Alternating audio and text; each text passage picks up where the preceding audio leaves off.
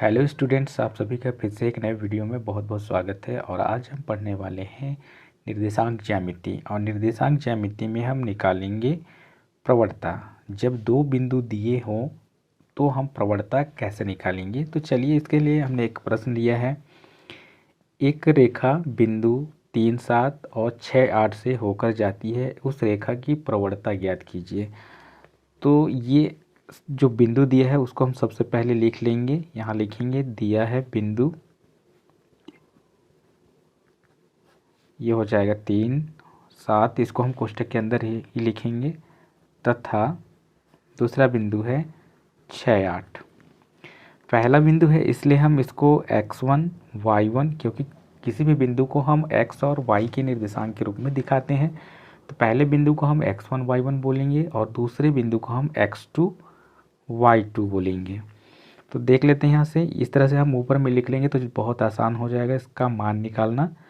तो यहाँ से हम देखते हैं x1 बराबर 3, y1 बराबर 7 हो गया, x2 बराबर यहाँ से देखते हैं 6 हो गया और y2 बराबर हो गया 8।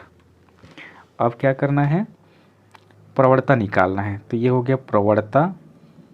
इसको हम स्मॉल m से भी लिखते हैं और इसके बराबर होता है फॉर्मूला y2 माइनस y1 और इसके बटे में होता है x2 माइनस x1। बहुत ही आसान है और यहीं पर हम इसका मान रख देते हैं।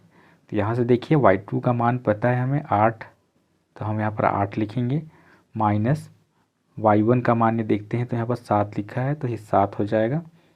और बटे में x2 का मान यहाँ पर 6 हो गया और माइनस x1 का मान यहाँ से 3 हो गया। अब फिर बराबर 8 में से हम 7 घटाते हैं तो यहाँ पर 1 मिलेगा और 6 में से 3 घटाएंगे तो यहाँ से 3 मिलेगा। तो ये हो गया m बराबर 1/3 और यही हमारा प्रवणता कहलाता है। तो ये हो गया हमारा आंसर। बहुत छोटा क्वेश्चन है और इसका आंसर बहुत आसानी से निकल गया। तो ऐसे हम प्रश्नों का हल कर सकते हैं जब हमें प्रवणता निकालने के लिए कहा जाएगा।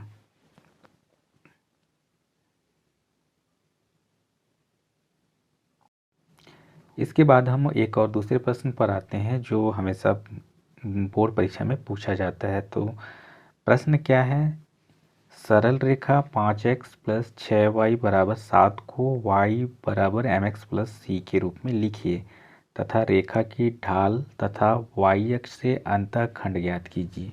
तो यहाँ पर जो y बराबर mx प्लस c दिया है इसी को हम रेखा का समीकरण कहते हैं। तो यहाँ से हम लिख लेंगे पहले हल, और ये यहाँ पर रेखा का समीकरण दिया हुआ है तो हम यहाँ लिखेंगे दिया है रेखा का समीकरण y बराबर mx प्लस c। ये इसको हम क्या कहते हैं, मानक रूप। यह है हमारा मानक रूप। तो इसी रूप में हमको लाना है और हमारा जो समीकरण है वो क्या है, 5x प्लस 6y बराबर 7, ये दिया हुआ है।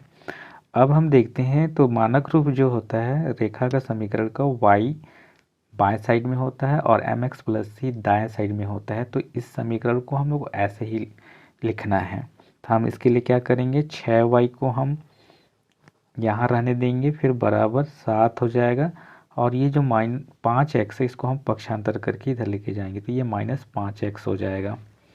ये हो गया। अब यहाँ से y के साथ में 6 गुणा के रूप में है तो इसको हम हटाएंगे यहाँ से।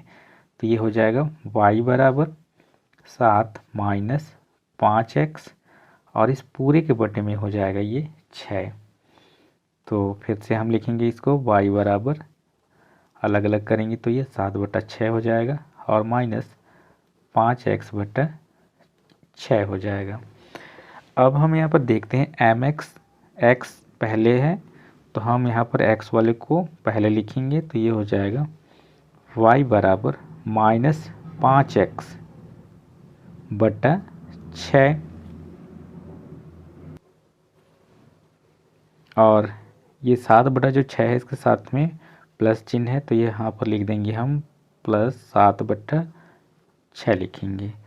ये जो हमारा आंसर मिला है इसको हम क्या करेंगे, समीकरण नंबर 1 भी देख सकते हैं। y बराबर mx प्लस c से तुलना करने पर, जो मानक रूप है उससे हम क्या करेंगे, तुलना करेंगे करने पर ये हो जाएगा। तो अब देखते हैं यहाँ पर x का गुणांक -5/6 और यहाँ पर x का गुणांक m है, तो m को ही हम क्या कहते हैं, प्रवणता कहते हैं। तो ये हो गया प्रवणता m बराबर -5/6 और ये जो c है इसको हम क्या कहते हैं, अंतःखंड कहते हैं। अंतःखंड की लंबाई इसको हम c से लिखते हैं और ये बराबर c का मान क्या हो जाएगा, यहाँ से 7/6 हो जाएगा। तो यही हमारा आंसर हुआ। तो इस तरह से हम प्रवणता और अंतःखंड की लंबाई निकाल सकते हैं। यहाँ से फिर से देख लेते हैं एक बार। y बराबर mx प्लस c से तुलना करना है। x का जो गुणांक होगा वो प्रवणता कहलाएगा और यहाँ पर m का मान -5/6 है और c का मान यहाँ से 7/6 हो जाएगा। तो इस तरह से हम लोग निकालेंगे। अगर वीडियो अच्छा लगा हो तो लाइक और सब्सक्राइब जरूर करें। मिलते हैं एक नए वीडियो में, तब तक के लिए जय हिंद।